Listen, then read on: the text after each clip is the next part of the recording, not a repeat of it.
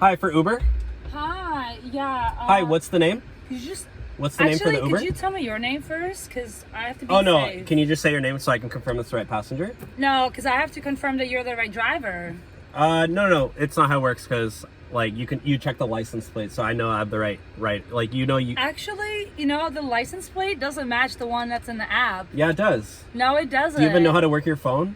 What kind of phone is that? Do you even have a phone? That's like an iPhone 4. What do you do? Like, write letters still? Send pigeons out? Just say your name. Can you say your name, please? Can you say your name? Say my name. What? How hard is it to say my name right now? Say my name, say my name. No, you know what? We're not doing this. We're not doing what?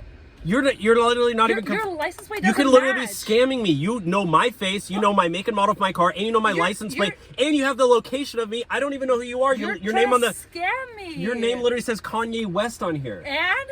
Do So I it's a not look fake like name. Kanye West? No. What do you mean? You have blonde hair. And? What? And you're a female. And?